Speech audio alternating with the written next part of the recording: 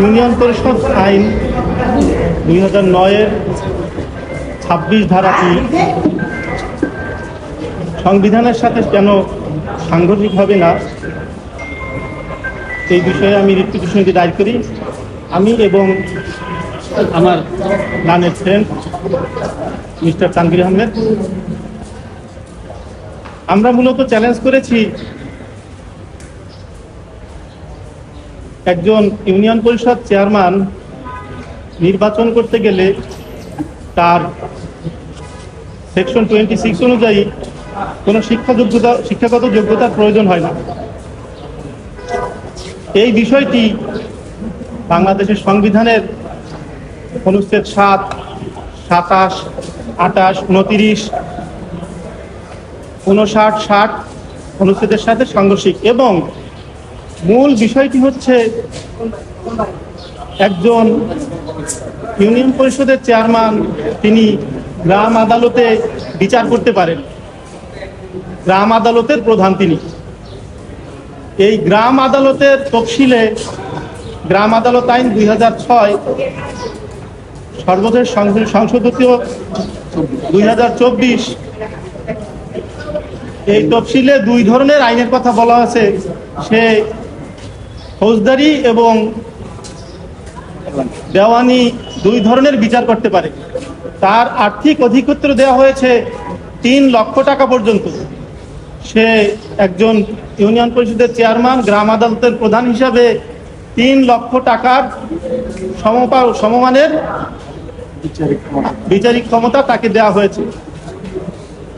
আমার মূল চ্যালেঞ্জের বিষয়টা হলো একজন জুডিশিয়াল ম্যাজিস্ট্রেট যিনি বিসিএস পরীক্ষা দিয়ে তাকে ম্যাজিস্ট্রেট হতে হয় এবং একজন দ্বিতীয় শ্রেণীর ম্যাজিস্ট্রেট জুডিশিয়াল ম্যাজিস্ট্রেট তার আর্থিক জরিমানার অধিক্ষেত্র হলো সর্বোচ্চ 3 লক্ষ টাকা। একজন চেয়ারম্যান তিনি গ্রাম আদালতের প্রধান বিচারক হিসেবে গ্রাম আদালতের বিচারক হিসেবে 3 লক্ষ টাকার আর্থিক অধিক্ষেত্রের বিচার কাজ সম্পাদন করতে পারে।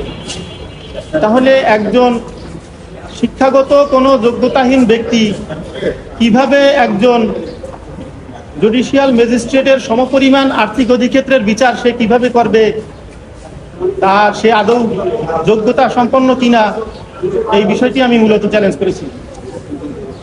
আদালত শুনানি অন্তে রুল নিশি দায়ের করেন এবং কেন একজন চেয়ারম্যানের যোগ্যতা মিনিমাম গ্রাজুয়েট হবে না এই মর্মে রুল নিশি জারি করেন। রেসপন্ডেন্ট হলো প্রথমত স্থানীয় সরকার বিভাগের সচিব, দ্বিতীয়ত আইন মন্ত্রণালয়ের সচিব এবং নির্বাচন কমিশনের সচিব। রুলটা সাধারণত কোর্ট 4 সপ্তাহের দেয়। হ্যাঁ, আমাদের কাছে অর্ডারটা নাই, 4 সপ্তাহেই দেয়। ইন্টারিম অর্ডার নাই। ইন্টারিম অর্ডার হলো যেহেতু সেকশন আইনটা চ্যালেঞ্জ করেছি, আইনটা কারেকশন হলে এটা অলরেডি বাস্তবায়ন হয়ে যাবে। এটা কোনো ইন্টারিম অর্ডার হয় না। ঠিক আছে। পার্লামেন্টের ক্ষেত্রে যদি প্রয়োজন না হয় বাংলাদেশে, যারা আইন প্রণয়ন করবে তাদেরই কোনো শিক্ষাগত যোগ্যতা নির্ধারিত নেই। এটা তো একটা সাধারণের বড় প্রশ্ন এবং কোর্টের হিয়ারিংও তো এই বিষয়টি সামনে আসতে পারে। সেই ক্ষেত্রে স্থানীয় পর্যায়ের একজন চেয়ারম্যানের যোগ্যতাটা আপনাকে কেন ছিলেন, এই ক্ষেত্রে আপনাদের এটা আমরা দ্যাটস গুড কোশ্চেন। আপনার প্রশ্নের উত্তর হলো একজন পার্লামেন্টের মেম্বার তাকে কোনো জুডিশিয়াল বা বিচারিক ক্ষমতা দেওয়া হয়নি। একজন পার্লামেন্টের মেম্বার সে তার কোনো বিচারিক ক্ষমতা নাই। 1 নম্বর প্রশ্ন উত্তর। 2 নম্বর হলো যে একজন পার্লামেন্টের মেম্বার ইউনিয়ন পরিষদের চেয়ারম্যান হিসেবে ইউনিয়ন পরিষদের যে যত আর্থিক এবং প্রশাসনিক ক্ষমতা আছে তাকে দেওয়া হয়েছে। এই প্রশাসনিক ক্ষমতা এবং অন্যান্য ক্ষমতা 28টি ক্ষমতা দেওয়া হয়েছে একজন চেয়ারম্যান। এই ক্ষমতা একজন পার্লামেন্ট মেম্বারকে দেওয়া হয়নি।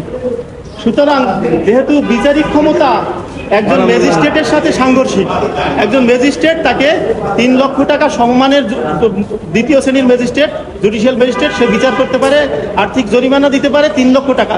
একজন চেয়ারম্যান যে কিনা নির্বাচিত প্রতিনিধি, কিন্তু সে গ্রাম আদালতে বিচার করতে পারে 3 লক্ষ টাকা 2024 সংশোধনী অনুযায়ী। তাহলে সে একজন অশিক্ষিত ব্যক্তি কিভাবে বিচারিক ক্ষমতা পায়? এটা হচ্ছে